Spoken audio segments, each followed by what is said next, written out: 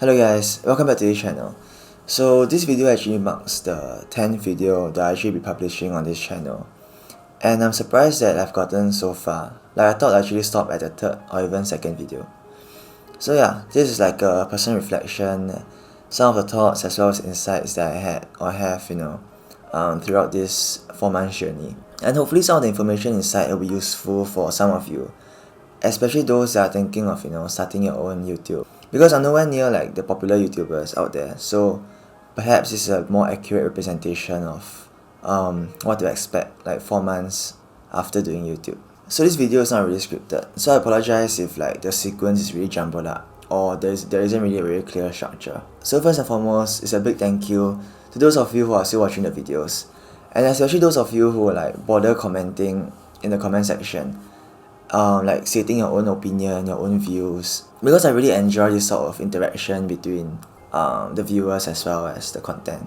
So how is it doing YouTube for 4 months? It's been quite interesting. I mean, firstly, like it's been quite nice because like most of the people I know are really supportive of this whole YouTube thing. And the second thing is that I mean, I've been enjoying it so far, which is why I'm still doing it, because I haven't really hit a stage yet I feel it very troublesome to actually set up all the lighting or to actually do all the editing or to come out with the content. So far I'm enjoying the process, which is why I'm still doing it. So there are a couple of things that I'll actually be talking about, which are actually more about the challenges that I face as well as certain pointers or certain tips that I felt was really useful for myself. So the first one is actually the spotlight effect.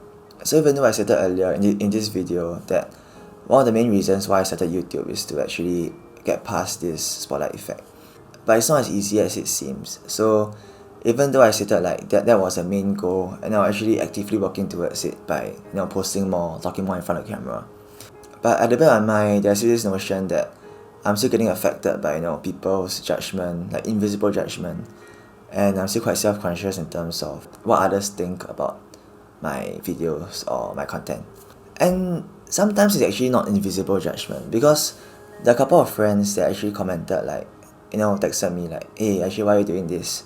They feel it's a bit out of character, because I'm not exactly the most expressive individual, so they were actually quite surprised that I'm actually doing this, and thought it was a bit weird. So yeah, the spotlight effect is still there.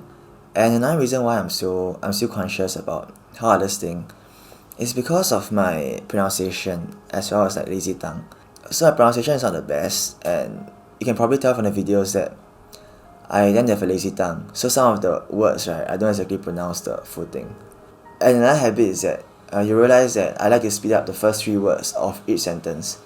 And what happens is that the first 3 words become very jumbled up and hard to understand.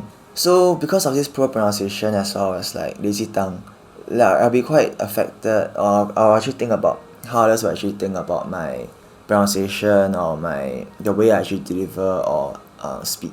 Another contributing factor to this spotlight effect is still my awkwardness in front of the camera.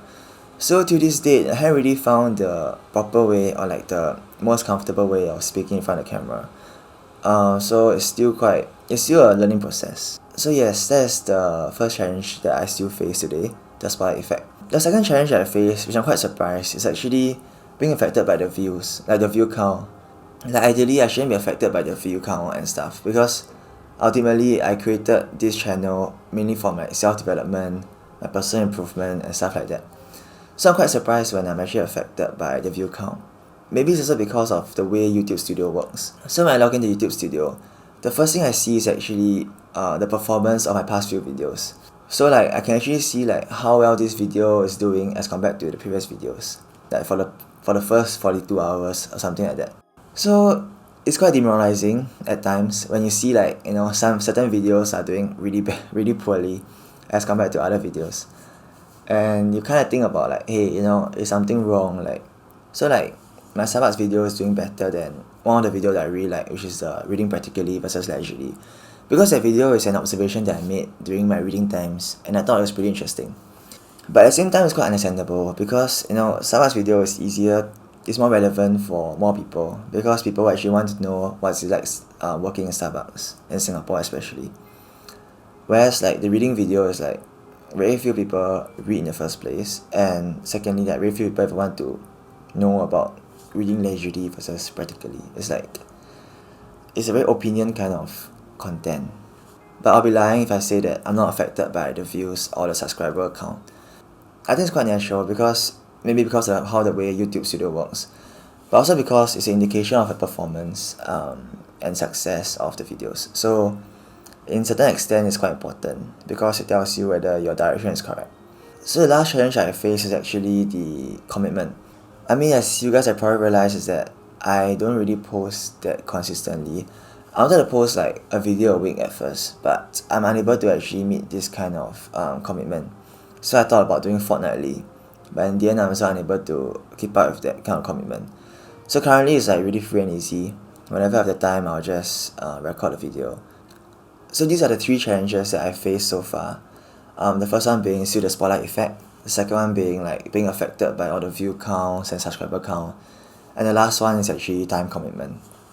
So in terms of how to cope, the first thing that I actually do is to remind myself that I'm still doing this part-time. So the thing is that this YouTube channel as of now is still a part-time thing. It's not a full-time thing. So in a way, I don't really have the time to post regularly. And at the same time, having that mindset that this is just part-time, it actually reduces like expectation of it doing better. Like because I'm not relying it for like a financial income or like salary, then generally I have lower expectation for the channel to grow, and I won't exactly have that pressure for it to grow and to do well. So I think it's quite important at the start to really ask yourself like, is this a part-time thing or is this a full-time thing? And like, what are your ultimate expectations or end goal? Like, do you actually expect to earn money from it, or is it just for fun? If the end goal is actually to earn money, then of course you'll actually be affected by the view counts, because that is an indication of your video success. But if you're doing for part-time, doing more for fun, then in some ways you can have lower expectation because it's not your main job. So if it does well, then that's a bonus. So for myself, I try to remind myself that it's a part-time thing, and once I do that, I kind of have lower expectation, and I'm not as affected by like the view counts or that pressure to actually post regularly. So the second thing that I do is actually to remind myself like why I actually started this whole YouTube channel. And so reminding yourself about why you are actually doing this whole channel, it actually helps you care less about what others think, but instead more about why you're actually doing it. So as mentioned earlier, some of my relatives as well as my friends actually did commented like, hey, it's a bit weird because you're not really expressive. You're not really those kind of YouTuber kind of category, the kind of character.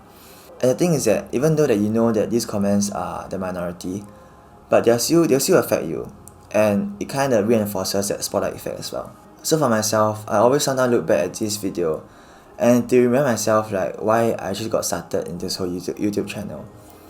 And as mentioned earlier, it's because of the fact that it's fun to beat the spotlight effect, and also to document my life during this period. I mean, after all, I can't exactly control how they think. And this I feel is like another important thing, which is that don't get affected by things that you can't control. But the thing that I can control is that posting regularly, making sure that each video is a slight improvement of the previous one, like in terms of lighting, audio, setup, or even content, delivery. These are the things that I can try to improve, and things that are within my control. Whereas like things that like people's opinion, judgment, I can't exactly control them. So this is something that I'm trying to practice. These are all like outside my region of control, so I shouldn't be affected by those settings. And lastly, one of the main tips that I have for myself is that trust the process. So I kind of expect my first 10 to 20 videos to actually be pretty bad because of the fact that I'm still new. So like in terms of delivery, in terms of content, these are things that still require some work, of course. Like it can't be perfect in the first try. And also in terms of the setup, in terms of how to actually structure the videos, is it still boring just having me talking to camera? So these are things that I'm still experimenting around and still trying out different things. I think after all it's about failing fast and then picking up quickly and then trying to learn and trying to improve.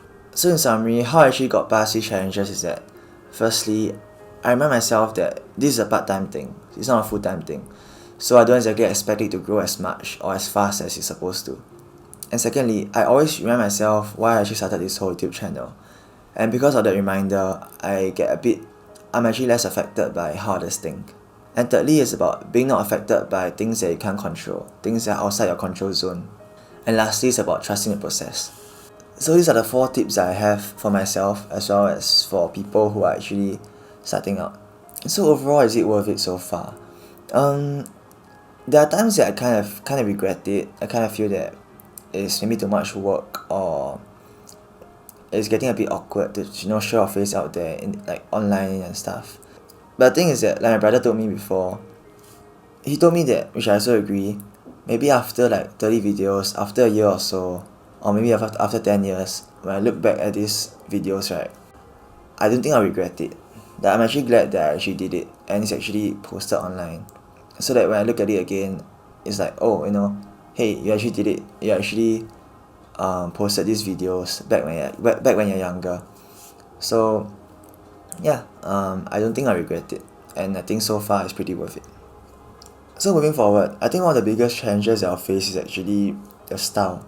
So like I haven't exactly mastered the kind of style that I like to actually have, for each video, as well as content. Because currently my content are like all over the place, isn't really specialized, or haven't really narrowed down into like a certain genre or a certain topic. But I think it's still okay. As I mentioned earlier, it's still experimentation. The first 10 to 20 videos is about finding your style.